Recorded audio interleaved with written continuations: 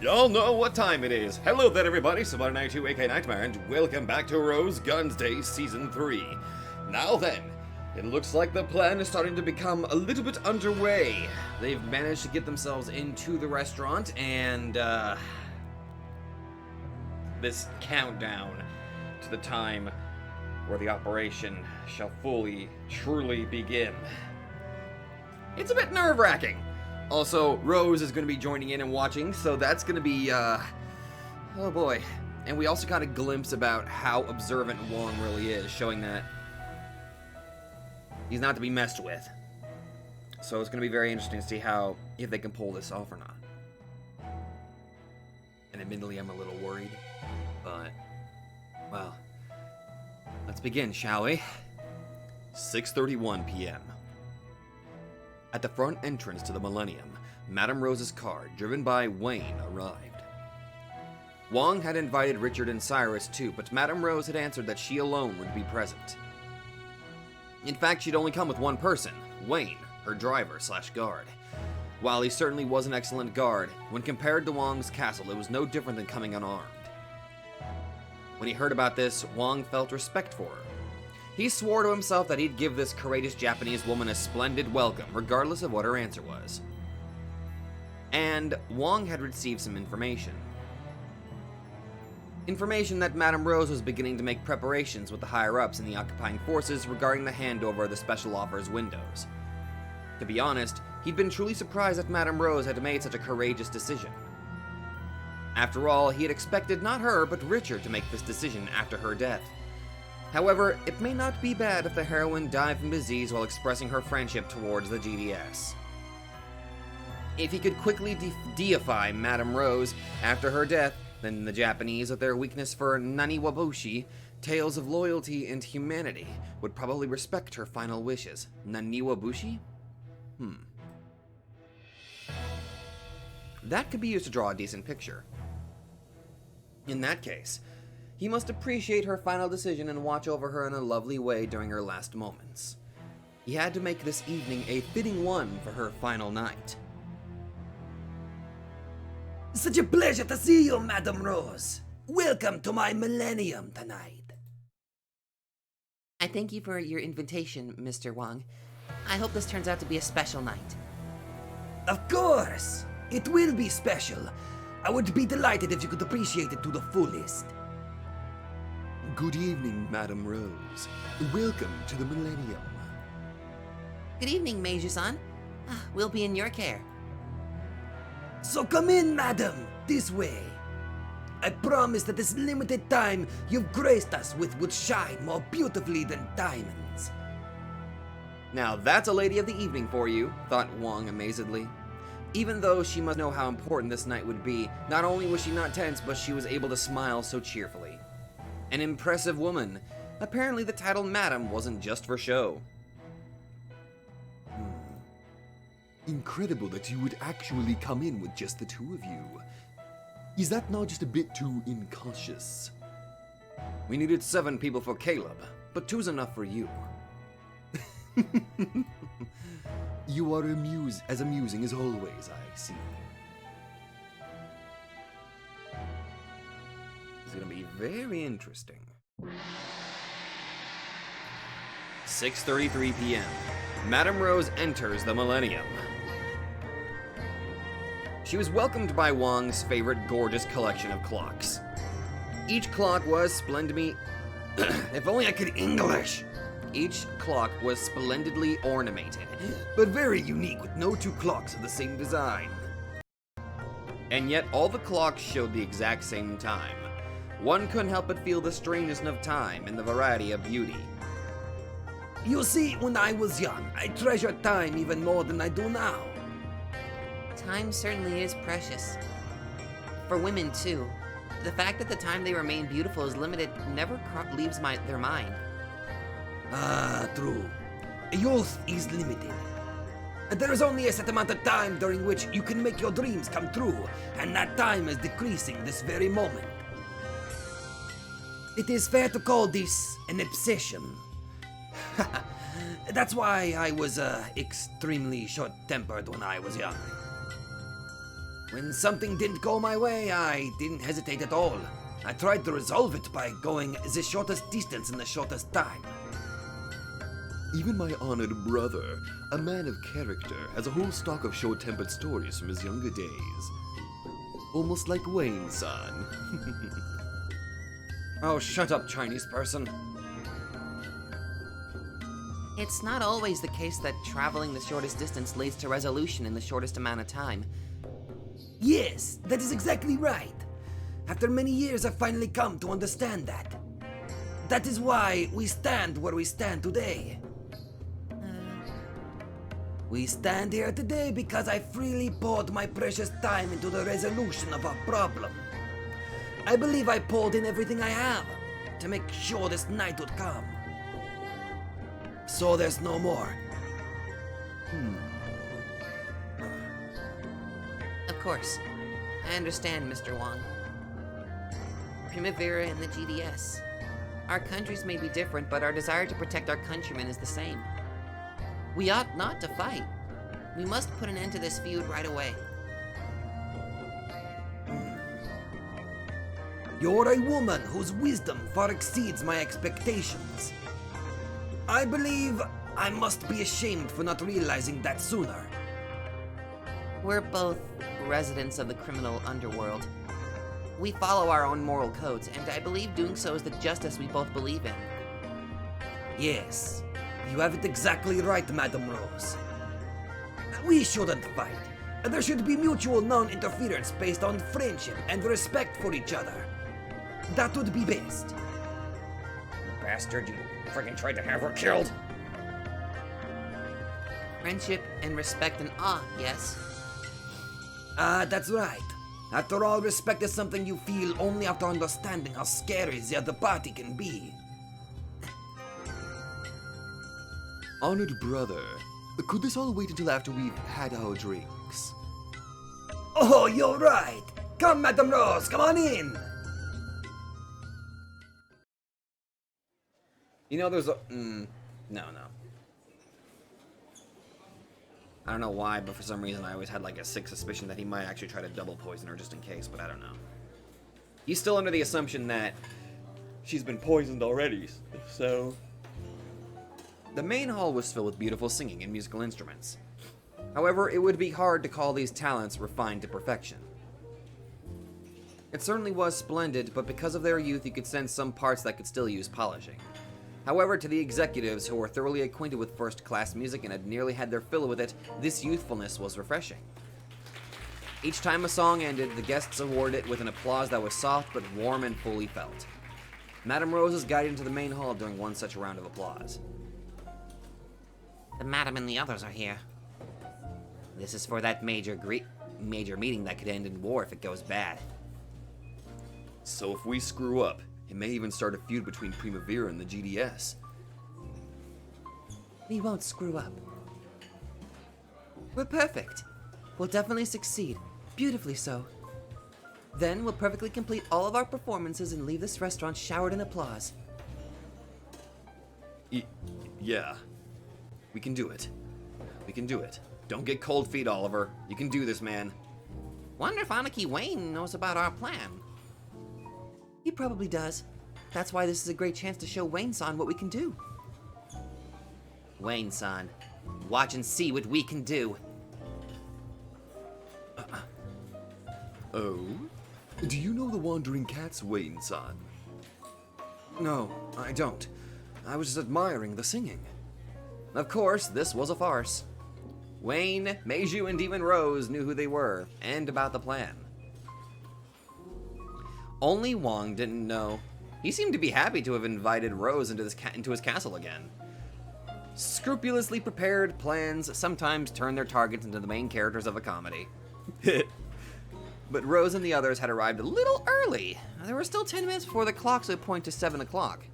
Normally, they would have had a toast right away, but because of the device on Wong's treasured drink cabinet, they had to wait for a short while. Rose and the others quietly took their seats and enjoyed the performance on the stage. The next song would apparently be a solo by Zell. With a spotlight shining down on her, she slowly came down off the stage. Then, Displaying her angelic singing voice, she slowly walked amongst the guest seating. To the guests, the stage was a sacred realm, and if the songstress was an angel, it was heaven, a place sealed off from this world. And now the angel had come down from such a place and was drifting among them. Her long, pretty hair was even more beautiful when it sparkled under the spotlight. She truly was an angel on this earth. An angel so close you could reach her if you stretched out your hand. However, the executives didn't stretch out their hands. If a worldly person touched an angel, she would be dirtied.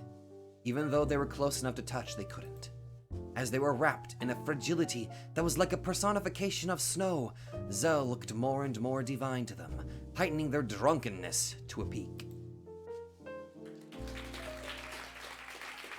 As long as she hid the butterfly tattoo, this was a performance by Zell alone, so the other three went back to the waiting room to take a break and get ready.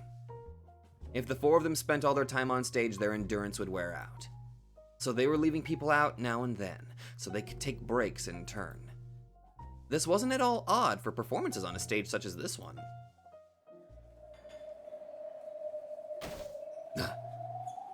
At that time, Oliver was already heading towards the 5th floor treasure vault along the predetermined route. The clocks would chime 7 o'clock very soon now. A keyhole, and time. They needed all three of those together. The elevator always had a bellboy guard standing in front of it, so he couldn't use that. By taking this route at this time, he was supposed to be able to avoid bumping into any of the lookouts. Even so, that wasn't certain. The lookouts could create all sorts of exceptions on a whim. At times like this, walking boldly was the best way to avoid suspicion. To walk as though it was perfectly normal for you to be here right now. However, he still walked very quietly, hiding his footsteps. Oliver thought he had probably been so short-tempered because he was easily frightened. Because he was easily frightened, he couldn't bear the fear in front of him for even a second. That's why he had surrendered his heart to anger. Being quick to pick fights isn't cool. Yeah, that's something a cowardly fool does. Cowards tense up and stiffen their muscles.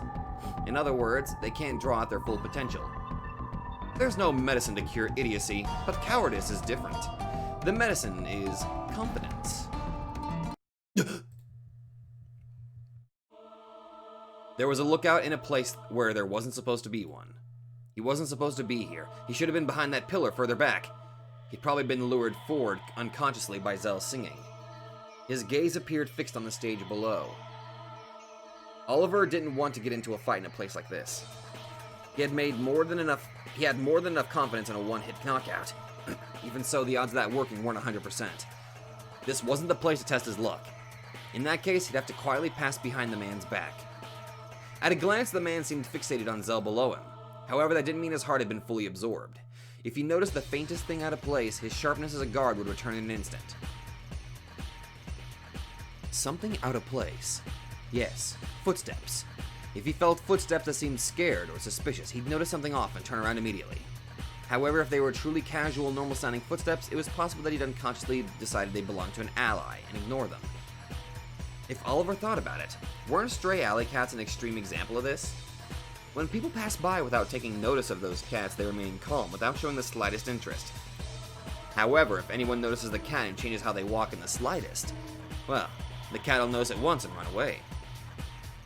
That sort of pissed me off, so when I saw a stray cat, I'd intentionally yell at it or kick a can at it. If it was going to hate me and run away anyway, I'd rather start off by chasing it first. How dumb am I? Yes. Right now, I'm a wandering dog, but I'm not a dog. I'm a wandering cat. Hide your breathing like a cat and smoothly walk away like a cat.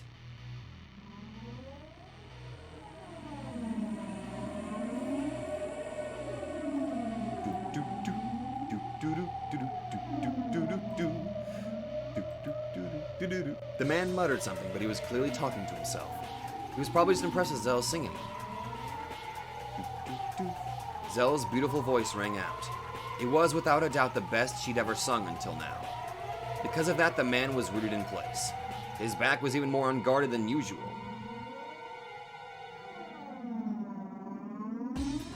The man let out an appreciative sigh at the beautiful singing voice and shrugged. He glanced left and right to see if anyone had noticed him slacking off. It's okay. There's no one there. Reluctantly, he returned to his position. By that time, Oliver was already going up the stairs, heading towards the 5th floor. I knew that there would be something to happen. Good. The 5th floor probably had more guards in it than Wong was in when Wong was in the owner's room. However, Wong was downstairs right now. There should be one lookout. Just the lookout in front of the treasure vault. When I go around that corner, I'll be there. He clenched his fists. They were covered in sweat. He used the breathing techniques he'd learned from Meiju to ready himself. Unlike a street fight, there was no need for reckless courage. He had to strike the vital points cold-bloodedly and accurately as a reptile. He stopped breathing. A sensation spread out widely inside his eyes. The world expanded and he felt pressure on his eyeballs. Let's go, Oliver. If you really want to repay the debt you owe Zell, then at least succeed in this first step. There's 2 guards, isn't there?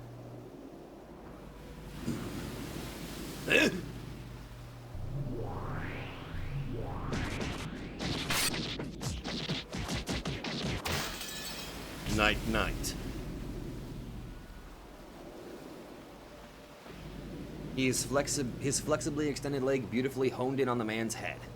He could see in slow motion as the man's face and expression were twisted and he spat bubbles. At that time, applause rang through the main hall. The man slumped over and showed no signs of getting up. It was as though the applause was in honor of this splendid one-move victory. Good timing! I did it! I did it, damn it! If he had been truly cold-blooded, he probably could have finished off the unconscious man, silencing him forever. However, Meiju had asked him to avoid taking the lives of his countrymen as much as possible. Even if he hadn't, it wasn't in Oliver's character to finish off a man who was now powerless. Sorry about that. Sit tight for a while. He turned the man over and bound his hands behind him with the black market US Army duct tape he'd brought with him. You're welcome! Of course, he also wrapped it around the man's mouth. With that, the entrance to the treasure room was secured. It was perfect. Oliver had completed his first job. So now the door is ours. Now we just need the key and time. They had to steal the key from the cautious Wong and unlock the door during the short time the clocks were chiming. Ooh boy.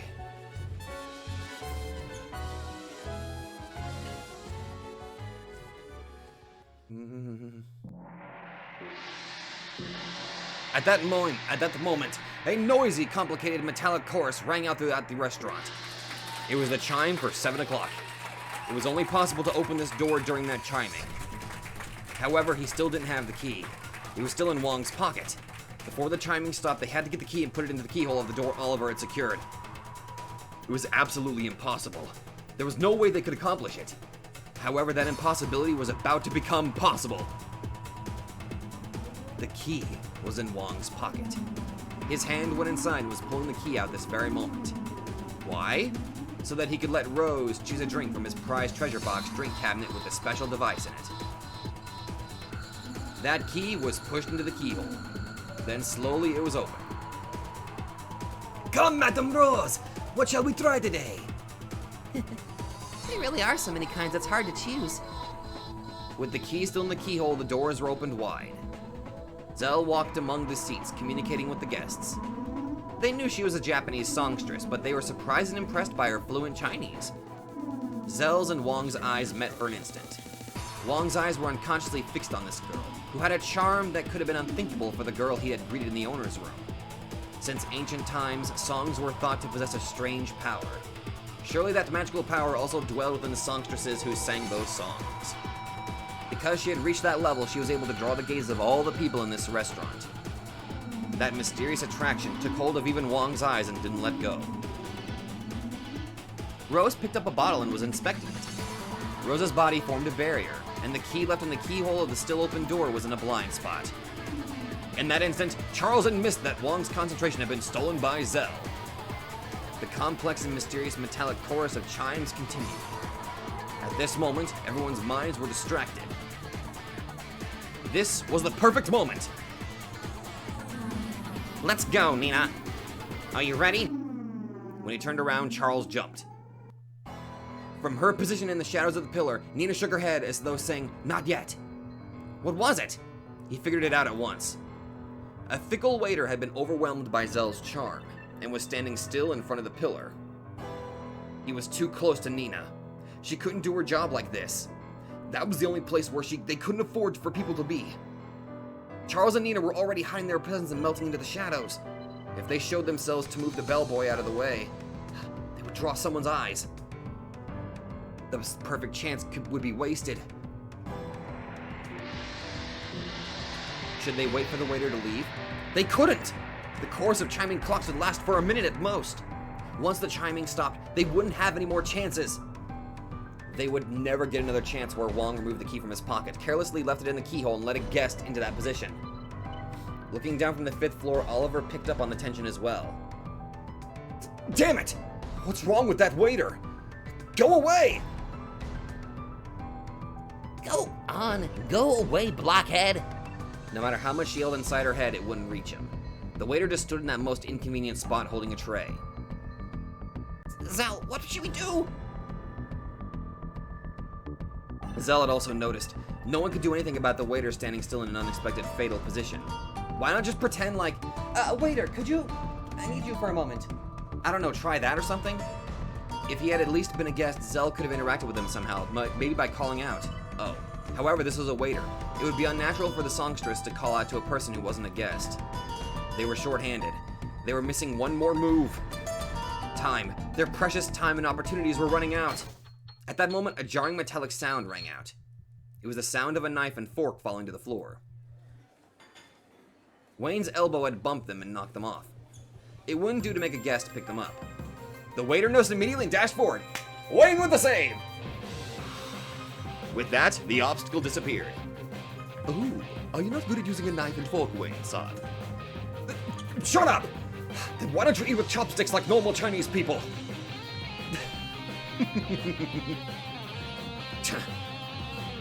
There was no doubt. Wayne had lent a helping hand. He had rejected Zell and said she was no longer one of his comrades, but he had saved her. Wayne's feelings were felt by everyone, and in that moment, all obstacles had vanished. Let's go, wandering dogs. Charles, please do it. Here I go. Charles walked casually with a violin in his hand. However, he continued to aim for the key, which was still in the keyhole of the drinks cabinet door. Madame Rose also knew of the plan and intentionally stalled for time, blocking the view with her body. It took her a while to choose a bottle, so Wong got bored and ogled Zell's legs. Oh my, get away from him, you pervert! This moment, with the key left carelessly in the keyhole, was their only chance. Come on, Charles! Use your card!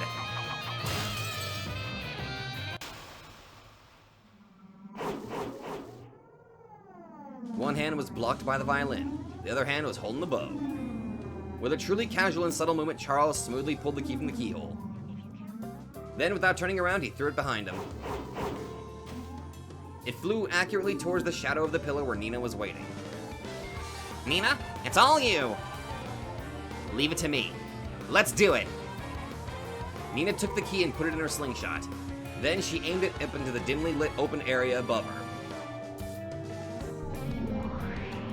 I am surprised how well this is working out.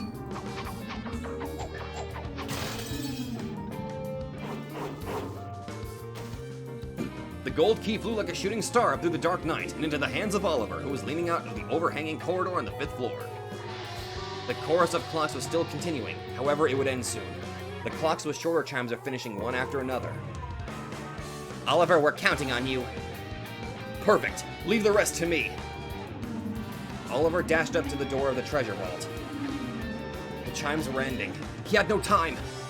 He put the key into the hole and turned.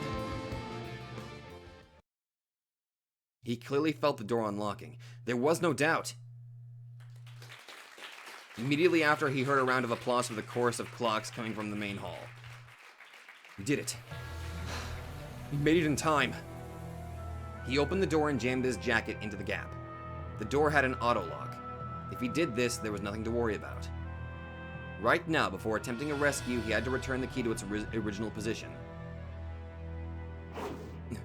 Oliver leaned up from the overhanging corridor again and threw the key towards Nina. The heavy key was being thrown down from 5 stories up. Catching it would be fairly dangerous. However, this is one thing that they'd already mastered. Just another team technique the three had created to survive during the days they lived in the alleys. Yeah, nice. It's up to you now. After seeing that Nina had safely caught it, Oliver dashed back to the door of the treasure vault. Nina took the key she'd caught, casually approached Charles, and handed it over. Charles put it back into the drink cabinet's keyhole. He turned it back to the perfect angle without shaking anything or making any noise. Nice! During that time, Oliver finally entered the room where Zell's father was being held. He's not in there, is he?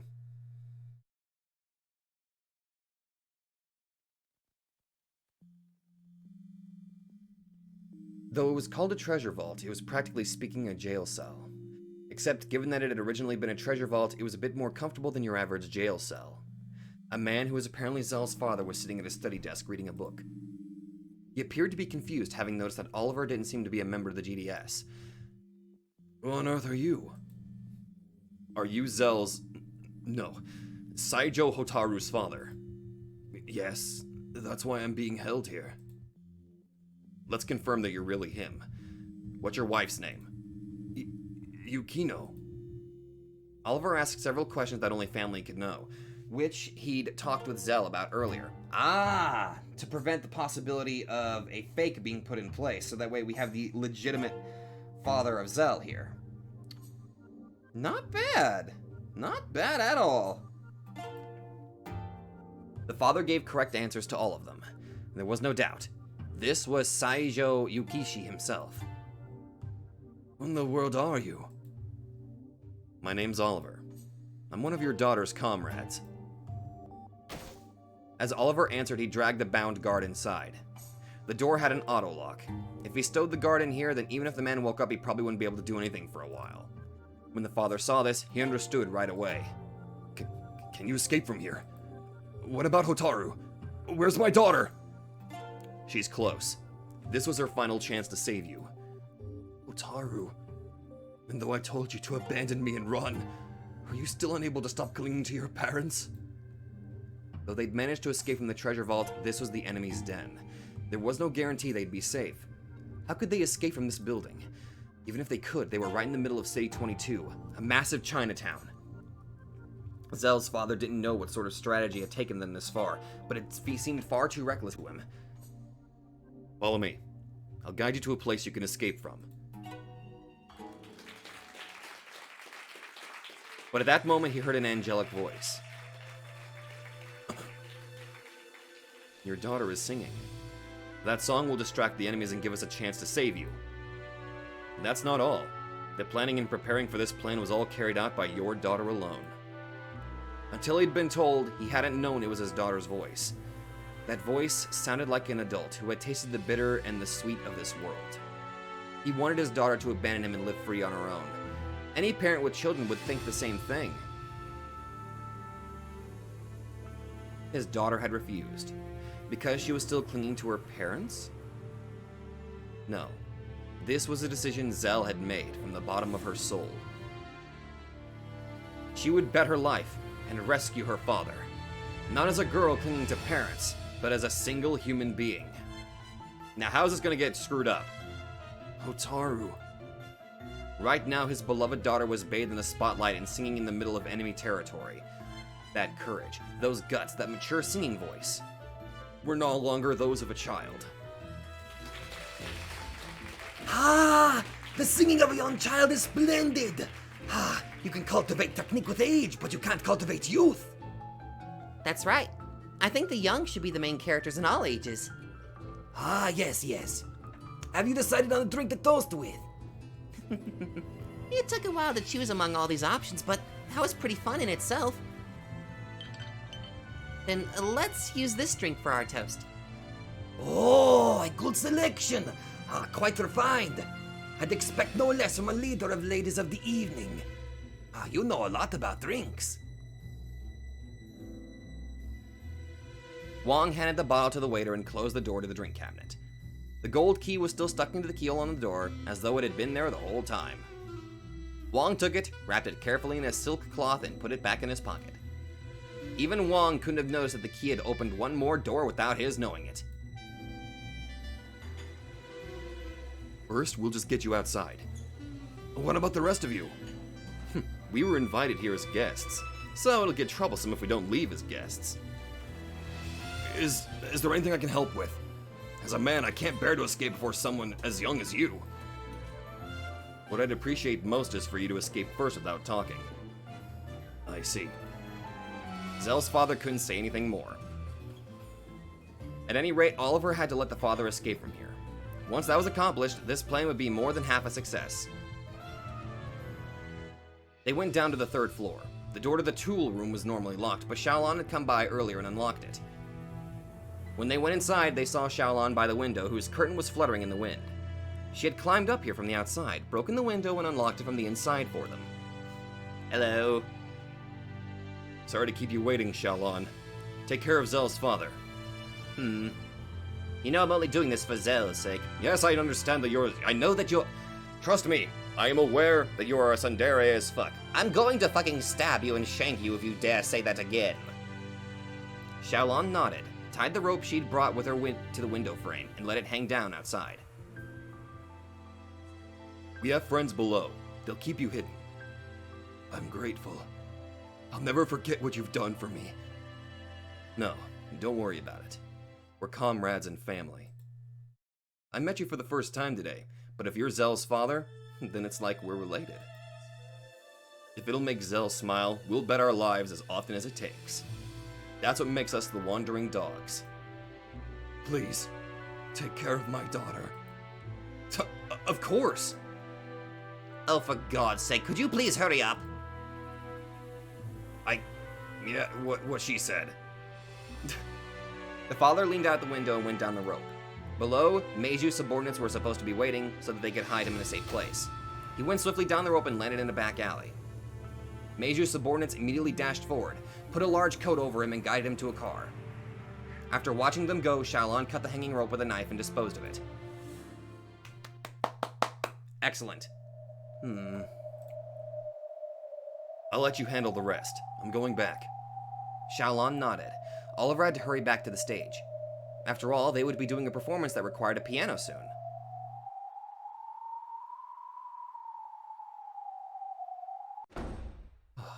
He went down the prearranged route and arrived safely in the waiting room. Welcome back. How'd it go?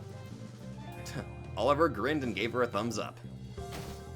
Charles and Nina latched onto him, hiding their voices while laughing together, sharing the joy. Success! That plan was even better than I expected. Oh boy. Hell the fuck yeah. Then the four gathered on the stage once again. Even without words, Zell could tell that the plan had succeeded by their expressions.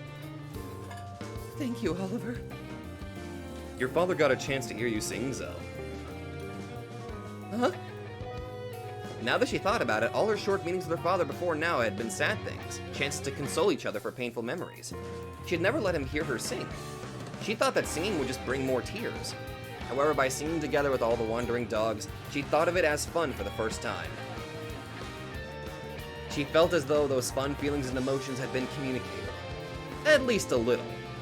Zell could feel her eyes tear up. Apparently, Wayne also understood what their relieved faces signified. He finally relaxed his shoulders and smiled as though honoring their efforts. A successful operation! And the night went on. Holy crap. Dessert finished at Rose's table and an after-meal coffee began. Speaking of, I'm drinking coffee right now.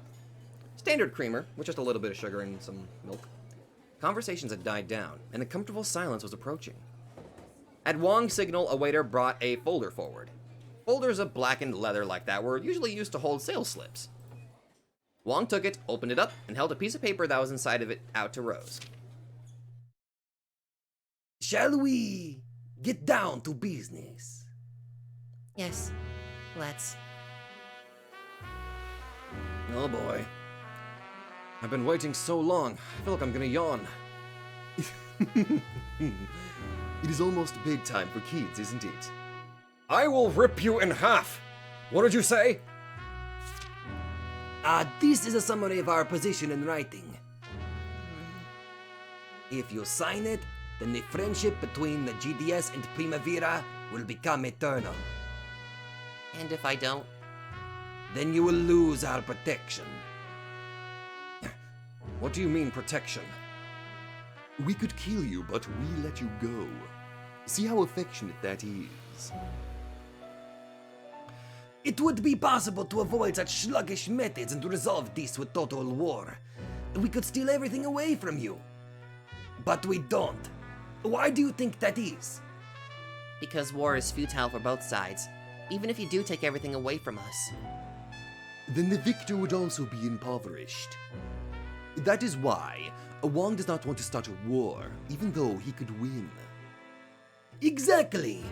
So why is it that war hasn't disappeared from this world? Because their world is full of stupid people? The answer is simple. Because both sides claim they can win and don't back down. They need to fight in order to prove their claims. However, only one side wins. That means the loser is guilty of a huge misunderstanding. That's why I used a method other than war to demonstrate our overwhelming difference in power and correct that misunderstanding. Can you think of a more peaceful form of negotiation, Madame Rose? It's true. You displayed your power in a way that didn't take any lives. I think the wave of economic warfare that began with soy sauce distribution was a truly gentlemanly act. However, this is still war. Even though there were no shells flying, it was war. Indeed. The war of the new age, where people don't die. Then the waiters carried in 2 phones. They sit one each in front of Wong and Rose. It was as though they were laying out the main dish for the night. Oh? Will you sign these papers or not? That will determine how we both use these phones. We might happily confirm each other's friendship, in which case I will tell the Council of Elders that negotiations were completed successfully. Or I might tell them to release the economic attack against City 23 we've been saving, to be carried out by the merchants among our countrymen. Then what about my phone? You might tell Richard right away that you formed eternal bonds of friendship with the GDS. Or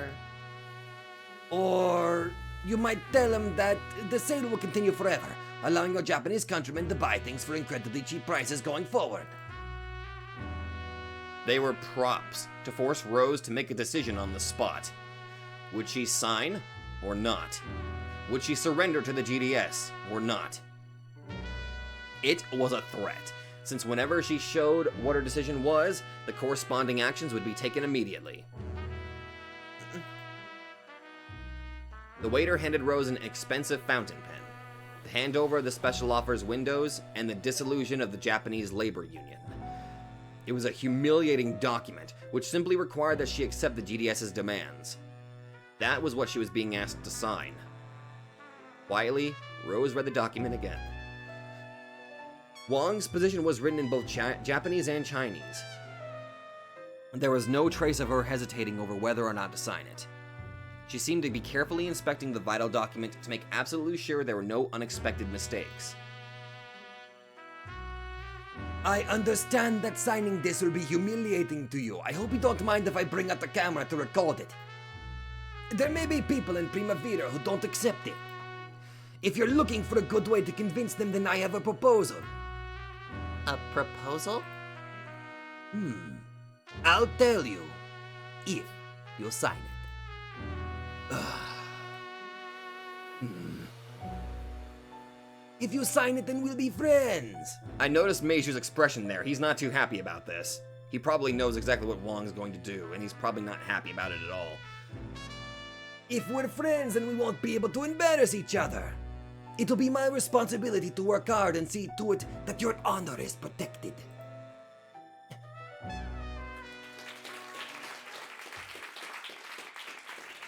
At that moment, the final performance of the Wandering Cats ended and a big applause rang out. Join with me, Madame Rose.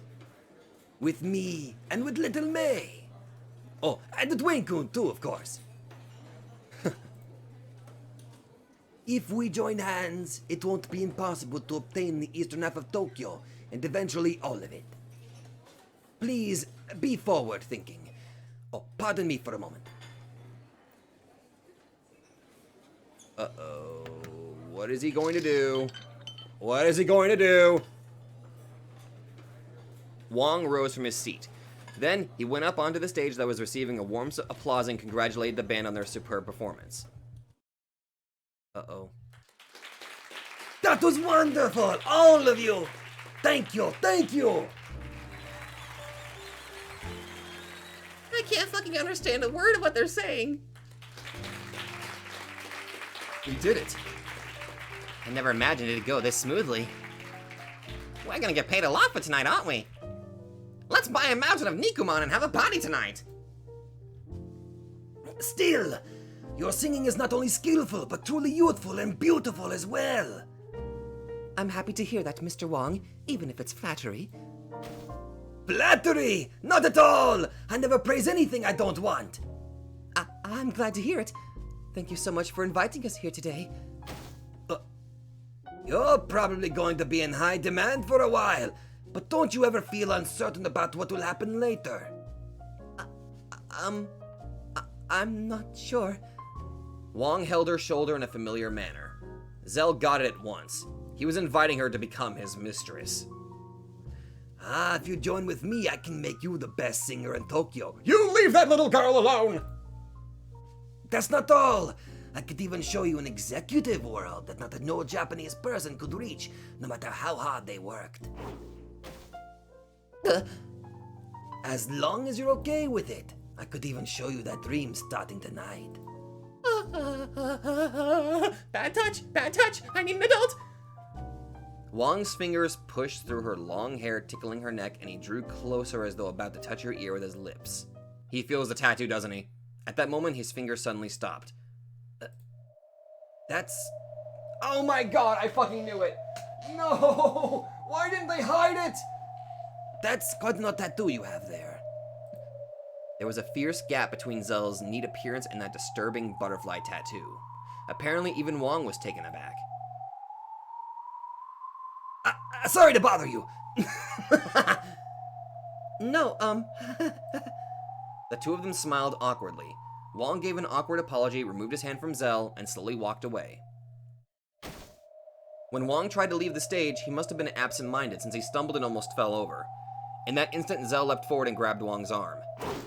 She didn't grab his arm because she thought he was in danger. She pulled his arm behind his back as far as it would go. At some point, she had pulled out a gun and was now pressing its tip to the back of Wong's head. Oh! Oh! Oh! Ow, ow, ow, ow. if you move, I shoot. None of you move! Just our luck to get found out after coming this far. But this way, our shooting lessons won't go to waste.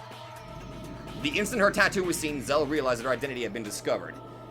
If she hadn't already pinned Wong down, their fates would probably have been settled by now. Oh my god!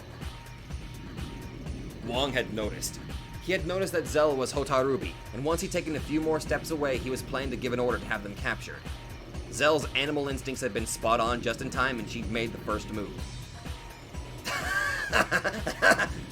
That tattoo reminded me. So, you're Hotarubi from the rumors.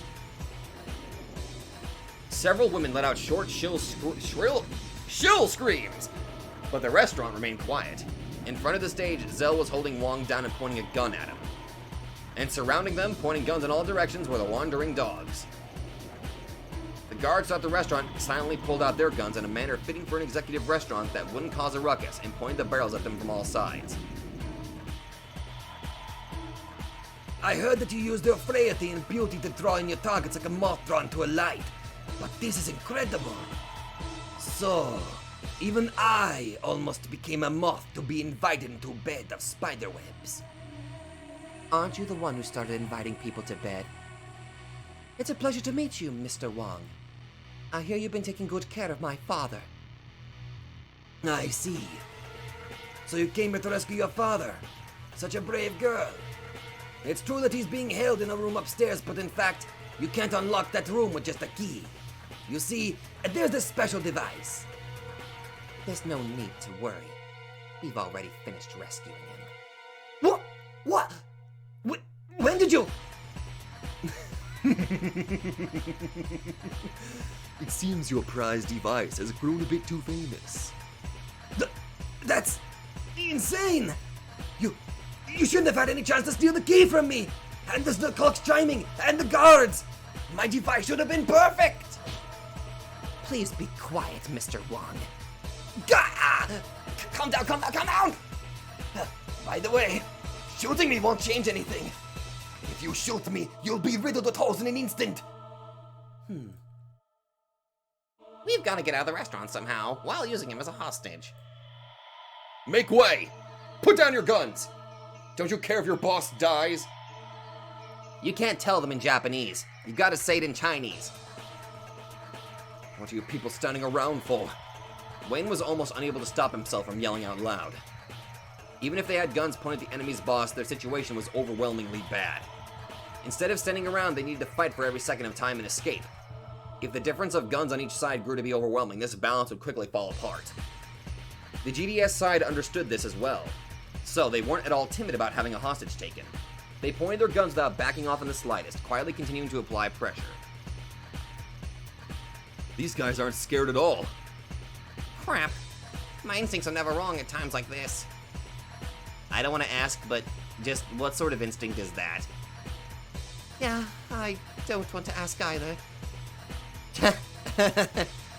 Same here. On the inside, Zell was panicking considerably as well. She couldn't deny that she had let her guard down after succeeding in the rescue. You should have hid the tattoo! You could have at least painted over it or something! She was an assassin, not a gunman. She wasn't Leo Shishigame or Wayne Uldera.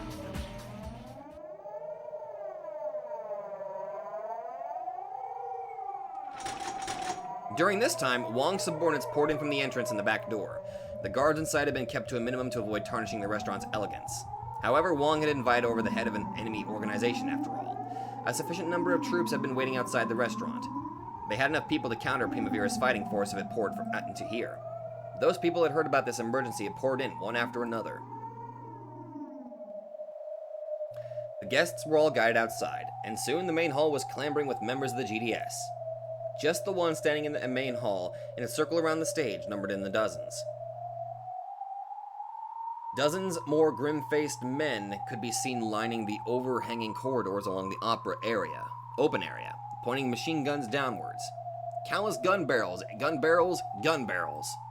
Before you knew it, the main hall had transformed into a bizarre space that could easily be considered the stomach of a massive dragon. Is this Primavera's answer, Madame Rose? I knew you called yourself a leader of ladies of the evening, but to think you could win even Otarubi over. I see. So you wanted her to kill me in my sleep in exchange for setting up a plan to rescue her father. Is that what the plan was? Madame Rose has nothing to do with this. Ow! Ow! You must understand that I'm old. Would you mind being a bit more gentle? Could you at least let me sit down? I don't mind if you keep the gun pointed at me. Could I ask you to quiet down a little? Cell, let me ask as well. Madame Rose. Right now, Wang-san and I are in the middle of a very important meeting. So, could I ask you to return him to this seat? What'll we do? If she says so, then we can't disobey. The four of them took Wong, slowly went down from the stage and headed towards Wong's seat. Then, just as he'd asked, they sat him down, gun still pointed at him. Thank you, Rose-chan. That was a big help. You're welcome. So, shall I take this to be your answer? Let me warn you, if I don't make any phone calls to my subordinates, the plan is for them to take appropriate action immediately. I may not look it, but I am the man known as Blue Dragon Wong. I hope you understand that I'm not the sort of man who could be threatened with a gun to make a phone call against his will. The many guns were focused not just on the wandering dogs, but on Rose and Wayne as well. However, those two were also cool and dignified. Even though they were at the end of a gun barrel just like Wong, they remained calm. Mr. Wong, this is Primavera's answer. Rose picked up her wine glass and tilted it. Oh. The ruby-colored wine spilled out, staining the document she was being asked to sign red.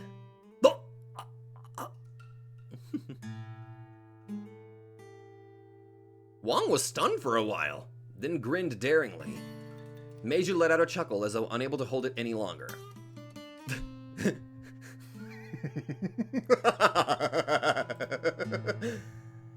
Now, there's an interesting answer. Do you know how expensive that wine was?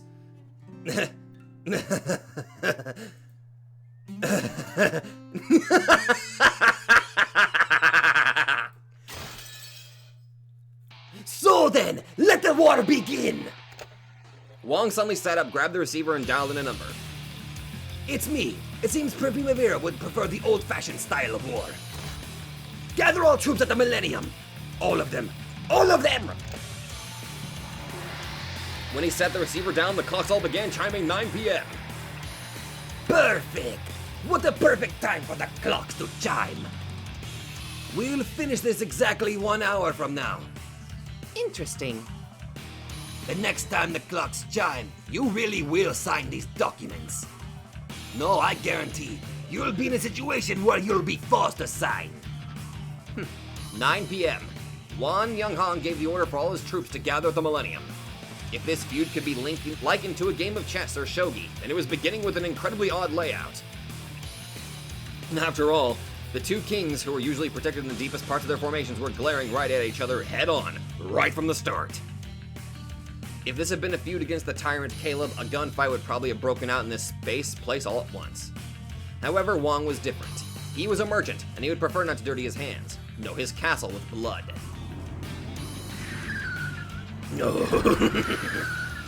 One after another, cars poured out into the area surrounding the Millennium. They had all been waiting nearby, ready for something like this to happen. And just like in Primavera, Wong's underlings were all fierce fighters who had made it through difficult battles. And apparently a lot of them are twins and brothers. Also, they had prepared for all contingencies, carrying out more than enough drills to account for the need to quickly strengthen the guard around Wong's castle. I can't fucking read! I can't fucking read either! I can't fucking read either. Alleys were efficiently blocked with vehicles. In an instant, Wong's castle was becoming a fortress. It was a rapid response, occurring within a few minutes of when Wong set down the receiver. Reinforcements arrived one after another, and their military force grew and grew. Trucks filled with heavy equipment such as machine guns also arrived, and weapons were handed out to the troops who had come as reinforcements. All of this happened in a flash. The efficiency was terrifying. Honored brother, everything is in place. By now, no one can take this castle. Madam Rose, this is my first move. I've strengthened my defense and surrounded you, the king, at the same time. The only problem is the single needle on the inside. Wong favored Zell and the others, who were pointing guns at him, with a confident smile. Who am I? The only strategy you could have used to defeat us was a surprise attack, and since that has already failed, you've lost this game. So, are you finished with your first move? I guess that means it's your turn next, doesn't it? Assuming you have any moves left, that is. This time, Rose reached out to her phone receiver. Now it was time for Primavera's plan. It's me. Please do it. After saying just that, she set down the receiver. Then she smiled calmly, indicating that her move was over. Wayne couldn't help but groan. The rose he adored had become so resilient. Meiju-san? Can I ask for 4 chairs? Ah, understood. Please, gather the children some chairs, please. Zell and the rest of you must be tired too. Have a seat. Despite being in the middle of the maelstrom of a fight scene with so many gun barrels pointing at her, Madame Rose smiled considerately. And again, it is so satisfying. From the Rose that we started with to the Rose we have now. Holy fuck! Leo, you taught her well! Unable to ignore the courage and guts on a whole different level emanating from that smile, Zell and the others gulped reflexively. But you don't need to point those guns anymore. The feud between Primavera and the GDS will be settled entirely on this table.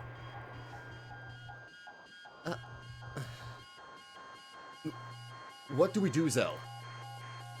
Put your guns away. This is Madame Rose's fight now. Don't get in the way. Wayne-san. Yes, boss. Everyone, like they said, we don't need the guns anymore. Got it. The wandering dogs put their guns away, but the GDS didn't. Surrounded by this overwhelming air of intimidation, the 4 of them sat in chairs that had been set up behind Wayne. Well then, let's sit and relax while we wait to see how Rose-chan's move goes. I don't think it'll take long. Oh? Then, until then, let's chat a little. I want you to tell me something. What's that? You're a woman who picks fights she can win. Madame Rose may not look it, but she is a woman capable of extremely cool calculation. Also, she's braver than anyone, and she doesn't hesitate to get her own hands dirty. Yes, she is brave. And we know that when she challenged Caleb to a fight, she prepared quite carefully, increasing her chances of victory. That's why I don't understand!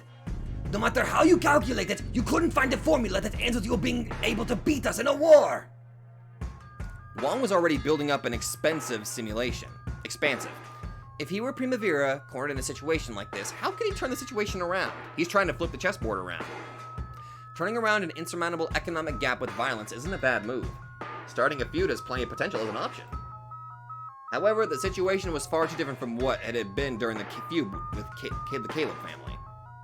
Of course, the GDS wouldn't help them this time, and since the GDS was backed by the Chinese military, Butler and the American military wouldn't be able to help either. It was certainly conceivable that Meiju, a member of the former leader faction, would lend them aid. But he would probably be limited to leaking information.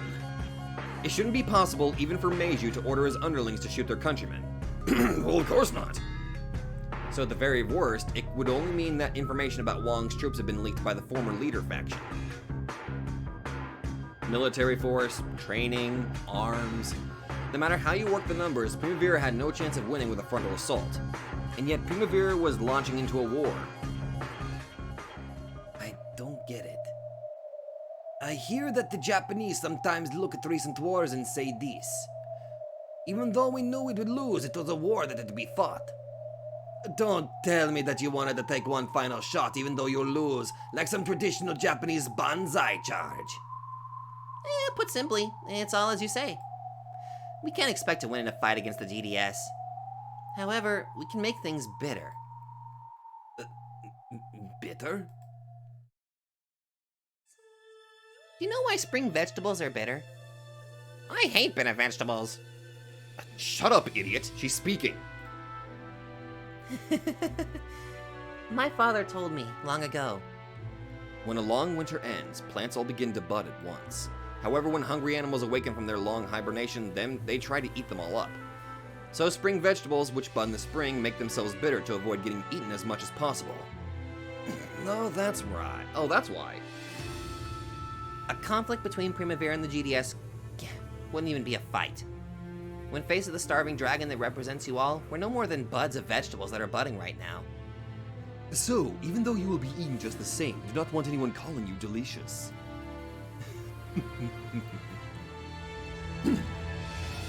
It might be more than just bitter. There might be poison inside that makes you foam at the mouth and die. You truly are fools. That war shouldn't have ended prematurely.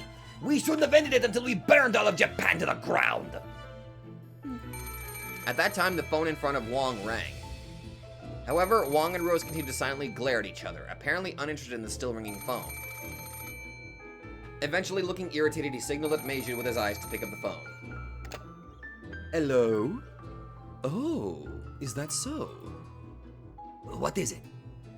A surprise attack from Primavera. What?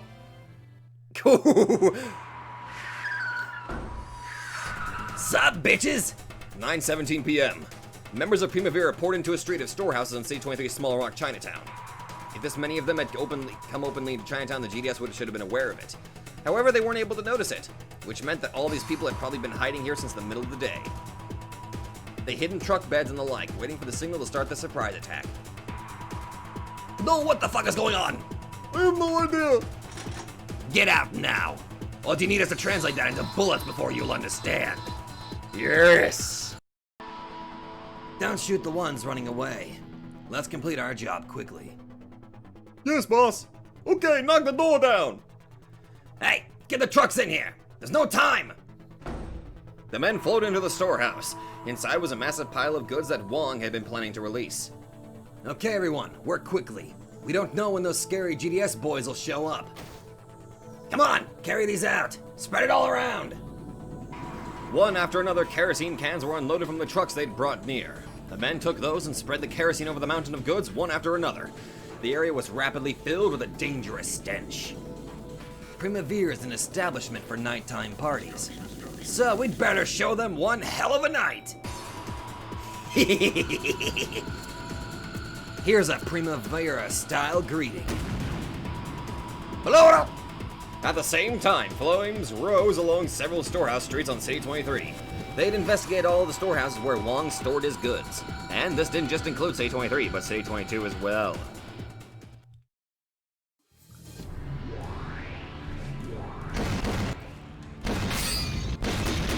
First off, I didn't expect this. I'm playing as the goons now! This shit's freaking cool!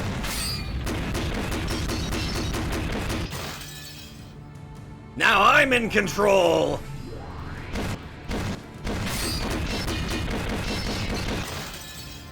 I control the grunts now, which infinitely multiplies their power by 100. Here's Primavera's famous lead pasta. It's on the house. Don't worry about making a scene. Show them what we really are. I can't fuck what the fuck is going on, man? I don't know, but fucking kill them.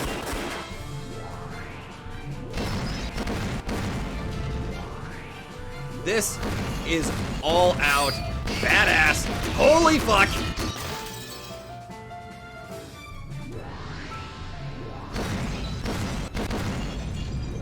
Oh boy. Woohoo!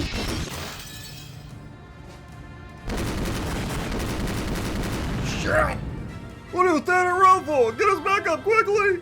Can't you get in touch with them? But today all of our bosses and comrades are gathered at the Millennium. Wong had gathered all the military force he had at the Millennium. It was only natural. After all, he and Rose, the two kings, were both gathered there. And so everywhere else was undermanned. None of the Wong's bases had enough military force. You done goofed, Wong! You underestimated Primavera's style.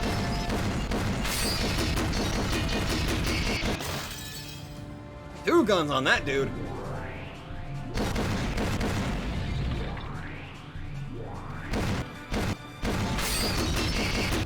Woo! This shit's fucking wild, boys. Woo! Holy shit! We're still fucking going. Holy fuck! Jesus! Good God! Just keep him pinned down best you can. Engineers, bring in the might! You brought in dynamite? We'll give him some extra large fireworks. Dynamite? They're gonna blow this place up! Run! Run! Run! We can't do anything here now! Jesus Christ, Primavera is literally going all out. Did I just hear several explosions? In City 22 storehouse streets, explosions went off one after another, shooting out fire and smoke. The city was wrapped in confusion and the sirens of emergency vehicles rang out. Cyrus and the others walked calmly through raging fires of the storehouse streets, which were lit by the fierce flames. Now that's a showy fire.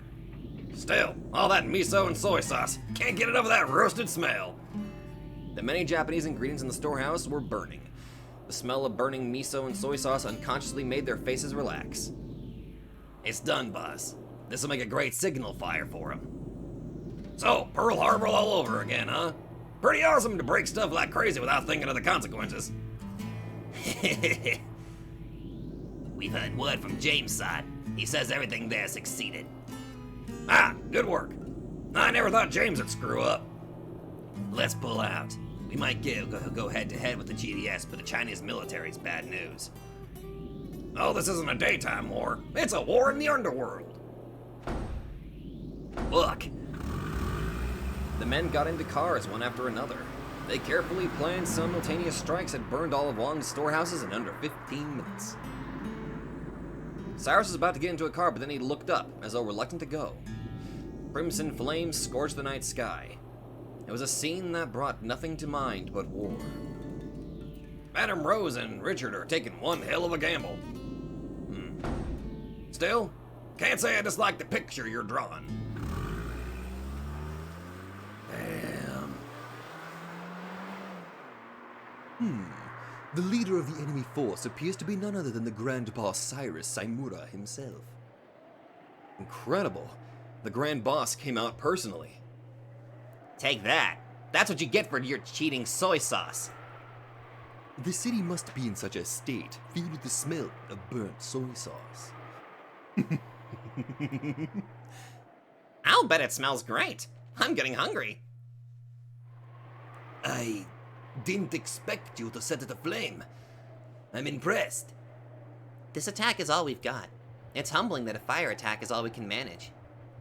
You people really haven't progressed at all since the sneak attack on Pearl Harbor, have you? Affairs between nations are one thing. But is that a concern for residents of the underworld like us? No! Oh! Oh!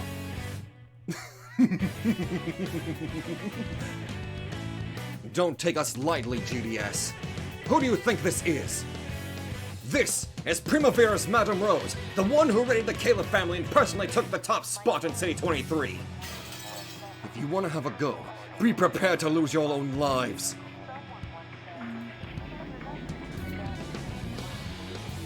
Rose was a monarch of the underworld, but her expression was always filled with affection. When she went by the name of Madam, she finally wore an expression fitting for such a monarch. Though she seemed to be smiling and harmonious, you could see the strength of her conviction in her eyes. In fearsome ways, she was able to sacrifice anything. Even Wong had been through his share of rough spots, so he was able to comprehend the resolve behind that fearsomeness and couldn't help but falter. If we and the GDS fight head-on, the result will be clearer than looking at fire. We cannot fight the GDS on an even footing. However, we can at least attack storehouses. We've learned from Caleb. If you're only going to attack, then you can do it with just 7 people. But to defend, even 100 times that many won't be enough. I see. So even the almighty GDS can't block all attacks. But the same goes in reverse.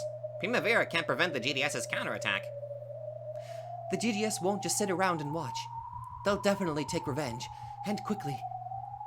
Even the GDS can't defend, so what'll Primavera do? Nothing! They can do nothing but burn in the flames of retribution! Look at what you've done! I expect you're prepared for the consequences. Normally, feuds don't often break out, even between bloodthirsty members of the underworld, because they know that while it's easy for them to hurt people, it's extremely difficult to protect themselves. In that case, I'll give you the ending you want as a present. Are you happy now, Madame Rose? One moment Wong was laughing loudly, and the next he was violently grabbing at the receiver, his face contorted like a demon. In a feud, the GDS would be stronger. They had been using that as a basis for negotiations, but now it was time to prove it.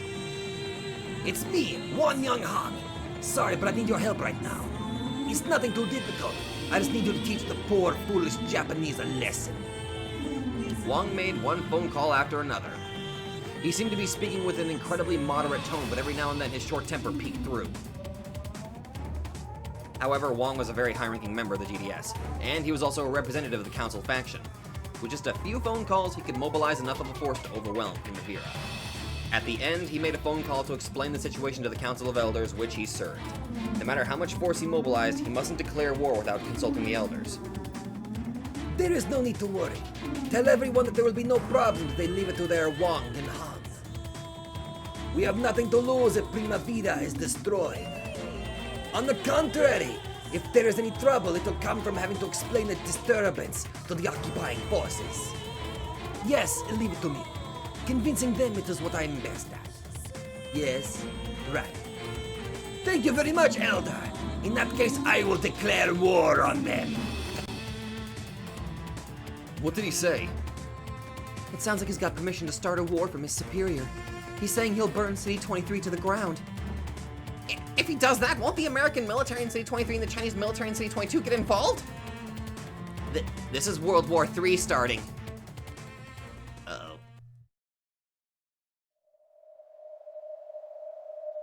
Sorry to keep you waiting. How much time is left now? It was 9:44 p.m. 16 minutes until the 10 chime, the time which Wong had announced he would make Madame Rose surrender at. 15 minutes and 25 seconds left. In other words, I've ordered all the bosses to open hostilities at exactly 10 p.m. In other words, these 15 or so minutes will be my final notice to you. We intend to see this fight you started through to the end. Tonight's disturbance reached their ears as well. They were all livid. And we know the locations of the bases for every crew under your umbrella, starting with Club Primavera.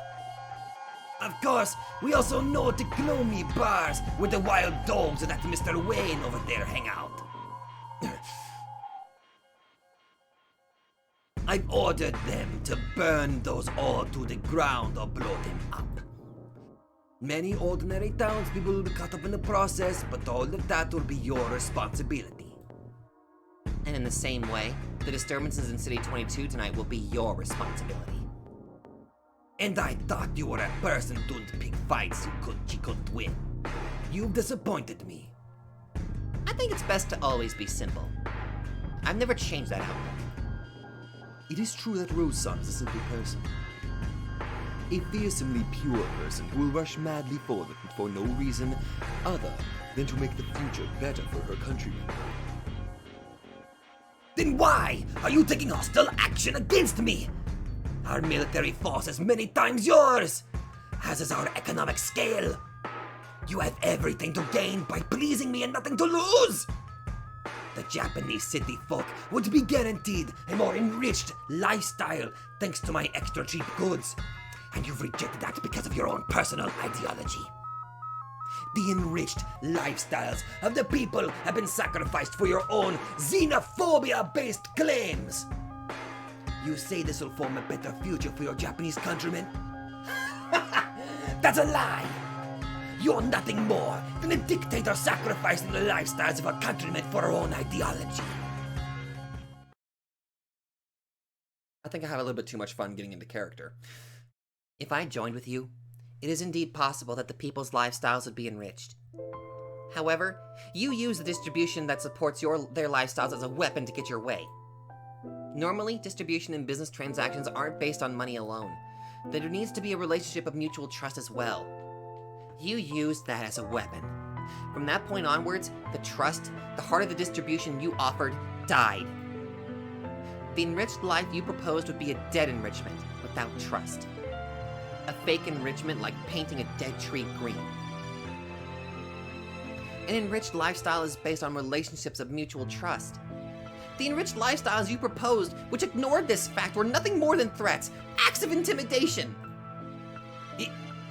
Isn't it the responsibility of one who guides our countrymen to choose the option that's most practically profitable, despite all that? Right now, if we surrender for the sake of the enriched lifestyles that lay before our eyes, it would be the same as selling our futures. Wong could probably guarantee enriched lifestyles for City 23 as long as it was obedient to him. However, he would probably put the screws on distribution over and over every time he needed to make a demand.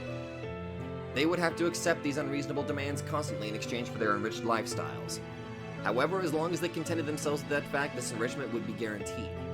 The cost wouldn't matter to them, because they'd be getting no less than what the people from now had been asked for. It would be a decision their own people had made, after calculating profit and loss for themselves, so they would probably learn to live with it. However, there's no way our future children would accept it, after inheriting the decision we made regardless of their own will. The thought of surrender is only sweet to those of us living now, because if we just bow once, we can be free from fighting. However, our children will be forced to be subservient to forever, through no fault of their own. They'll be like that forever and ever, without ever being given a chance to choose. That's why I decided to choose our future countrymen over the now. Your future countrymen? The thing I'll pass on to our future isn't a humiliating decision we made for our own reasons and for the sake of the enrichment in front of us. What I want to pass on to the future is the right to make that decision.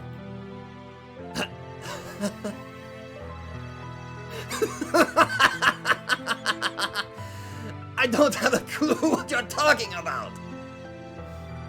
It's self-determination of peoples. Oh.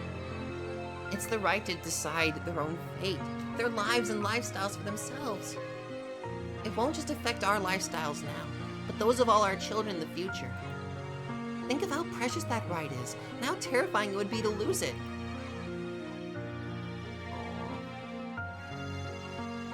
If we sold that precious right to you, our future children would scorn us forever.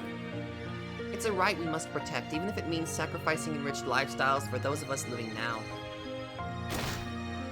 That's the one thing I want to pass on to our future countrymen. That is Primavera. Even after I die, as long as Primavera exists, it'll be able to speak for our weak countrymen.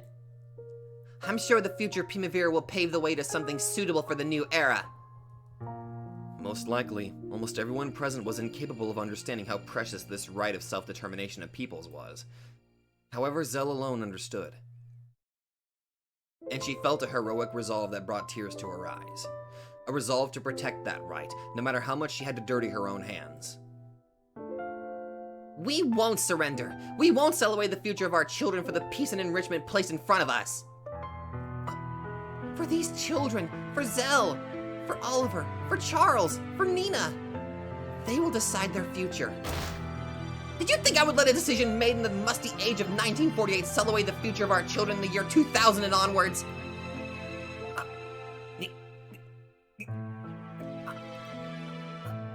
To Wong, this conflict existed only to force his opponents to sign these documents. However, to Rose, this was a fight to protect her future countrymen's right to self-determination. So the attitudes the two felt towards this conflict were far too different. Wong was planning on a commercial conflict where gain and loss were clear, so he wouldn't fight in a way that led to loss.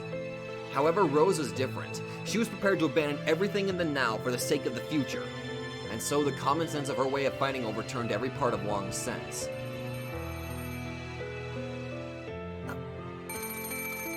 Suddenly, the phone in front of Wong rang. Meiju took it, but after an exchange of words in English, he handed the receiver to Wong. What is it?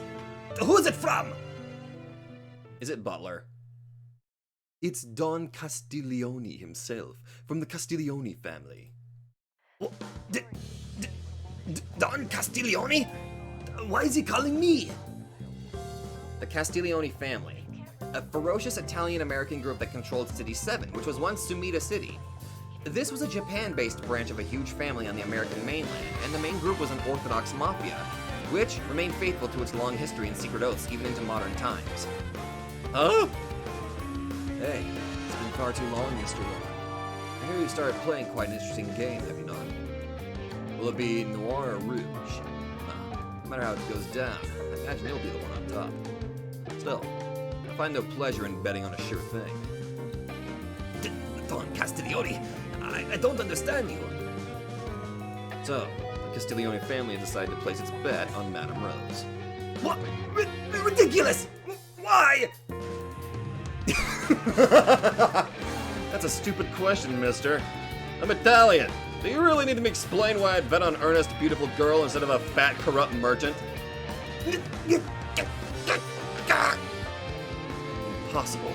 It was impossible that the Castiglione family would take Primavera's side. Even they couldn't want a hostile relationship with the GDS. They had nothing to gain.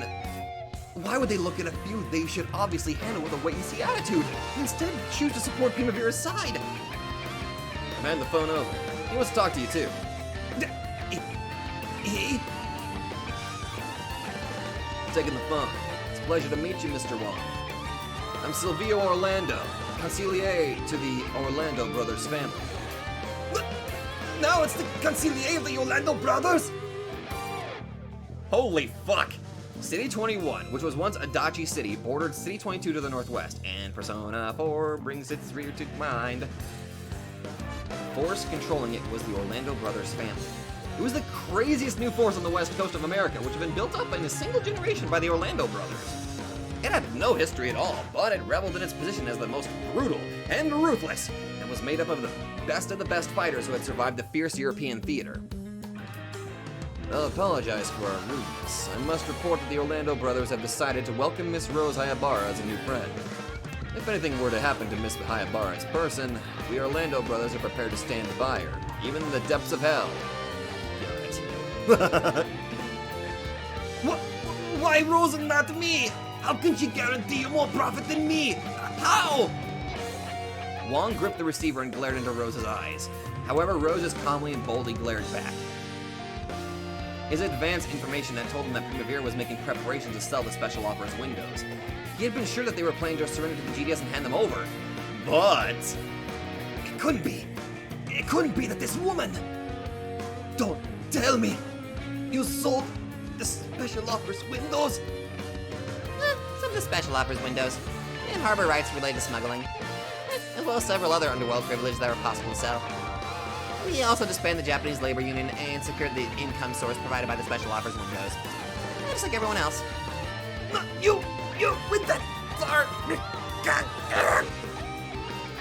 just to win this feud, Madame Rose had sold off so much. The Orlando brothers and Don Castiglione have decided that supporting Primavera would be more profitable than supporting you. Madame Rose is insane! Are these people willing to go so far to win? Are you willing to sell off everything you have in the now to win? What value is there in the now? If you can sell the now to buy the future, then I'll sell all I've got. We're just one link in the chain that ties our culture to the future. Also, happy that Meiji was also proudly standing behind her too. We believe that as people tasked with bearing children, raising them, and handing our future over to them, this is the right way to live. Let me hand the receiver over to yet another friend we have. Here you go, mister. Hey there, young one. I thought I'd end up talking to you again. This voice was speaking Japanese. However, Wong hadn't forgotten that threatening tone. You're supposed to be dead! Sup, bitches, remember me? Fool, do you think I'd be finished off by a little girl's bullet? Don't take me so lightly. You really are a fool. That woman in front of you? She's the one who defeated me and took my family away. Let me introduce myself again. I'm Kureiji Sohai, and Wakagashira, host of the Bosa Satomi Alliance. President Satomi has left the handling of this case entirely in my hands. Treat everything I say as though it came from that sly old man. If you plan on shooting it out with that woman, I'll storm in there with 1,000 fully equipped veterans. Caleb, I thought you were a man of pride. How laughable that a man of your caliber would be wagging his tail for the little girl who defeated him.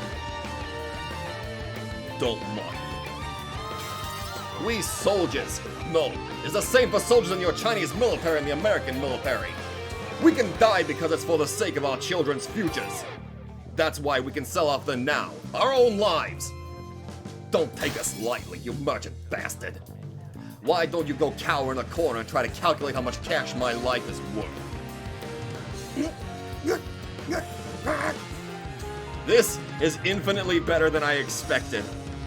This is Primavera's answer, Mr. Wong. Richard! Yes? No. This isn't just Primavera's answer. It's the answer from all our countrymen who will have kids, raise them, and hand them the future. Those of us in this era will take responsibility for this era.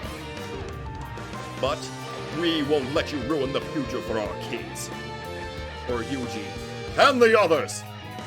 Who the hell is Eugene? What are you talking about? It isn't permissible for our selfish decisions to throw away their rights in the future. Eugene, a reminder of Richard's long-lost younger sister, the child he had loved and raised as his own. Even he was now 2 years old, he was starting to show signs of his human will. If Richard hadn't been engaged with raising a child, he would certainly have opposed Rose in this. Surely he would have been able to see anything but the now he was living in. He might have told her to spare the money and play along with Wong's game. However, as a parent with a child, he couldn't help but sympathize with Rose's concern for the future. It's the right to decide one's fate for oneself. We must give up that right for ourselves, but we won't give it up for our future children.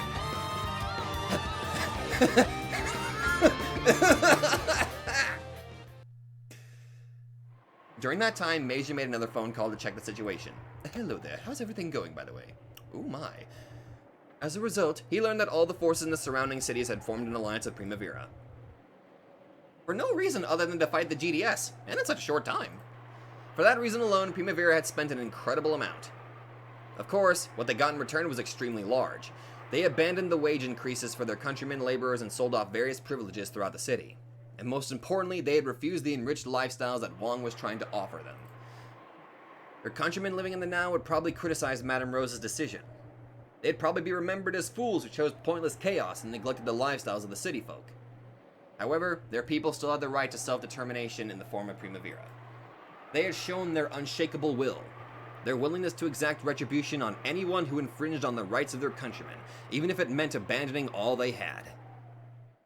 They made a hell of a sacrifice for the good. It was that precious. It was that necessary to pay a high price to achieve. It was that important to protect the pride of their future countrymen. It would appear that we have lost one. A cornered rat will bite a cat. This proverb, famous even in Japan, originally came from China.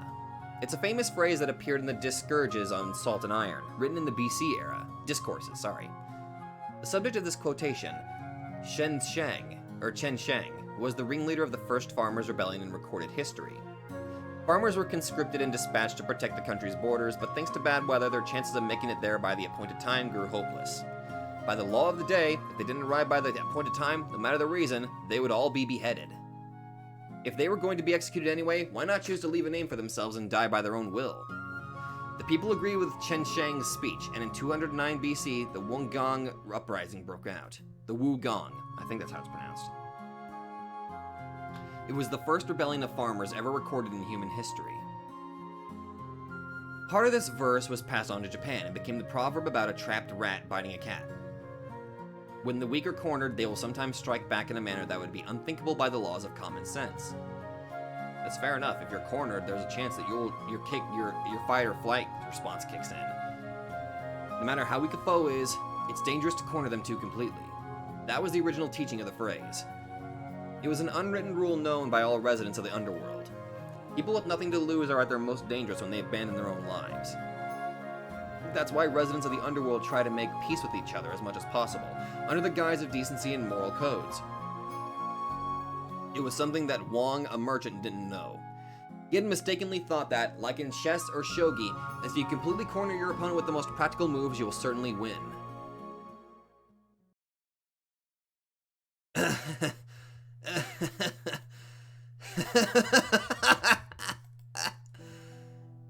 He raged and gaped. After flipping through several fierce emotions, Wong stopped with a roar of laughter, as though laughing through tears. I don't get it. don't understand. I'm single. I don't understand all this about the future for children. Madam Rose, you're single too, aren't you? Not only do you have no kids, but you're not even married. Well, I did bang Leo, so... So what do you know about this future for children? How can you possibly know? Because I'm a woman. Because you're a woman? From as far back as we can remember, we've been conscious of our heaven-granted role of bearing new life within our bodies. That's why women know. Because we've lived a long, long time thinking about it. That's why we know. We know the future is more precious than the now.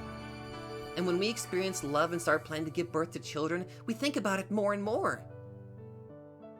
When we do that, we realize that the now is nothing more than a step on the path that leads to the future. In the first place, why are humans born, raised, and then raise children and pass the future to them? I'm not God, so I don't know the answer. But in the distant, distant future,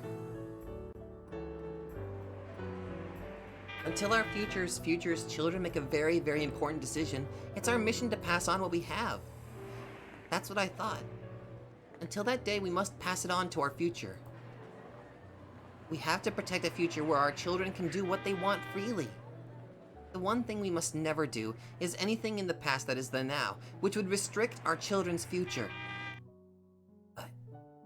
So, starting now, Primavera will not be an organization that protects its countrymen of the now.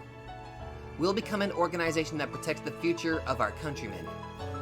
Primavera is going to continue accumulating power, so that someday when our children in the future make a very important decision, they'll have that power to help them. Until that day, we will protect our self-determination of peoples no matter the cost.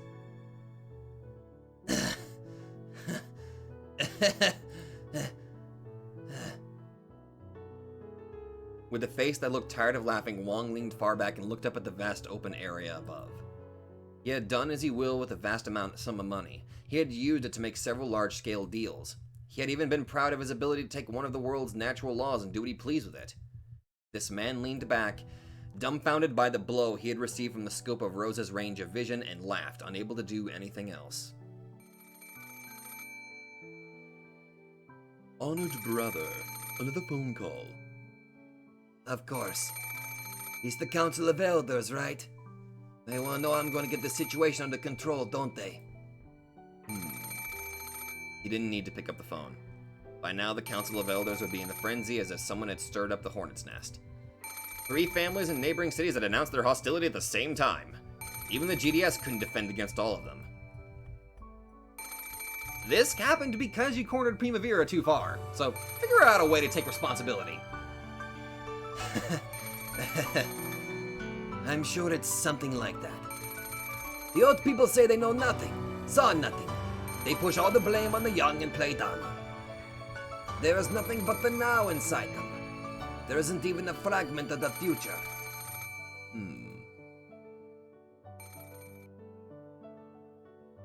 I see. So that's how I look to you, little May.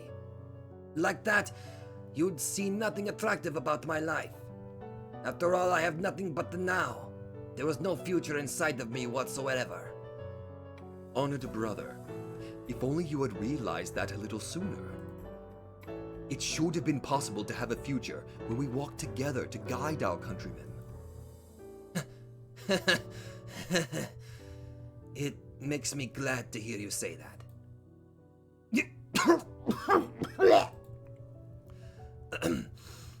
Pardon me.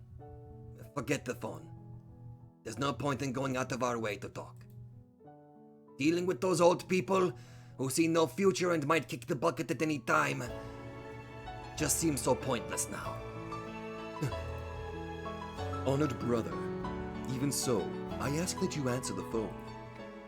At the other end of this phone lies the future we must pass on. Owner! Pardon me for the interruption. It's terrible. The single man who had dashed in rapidly reported something to Wong with a pale face. What?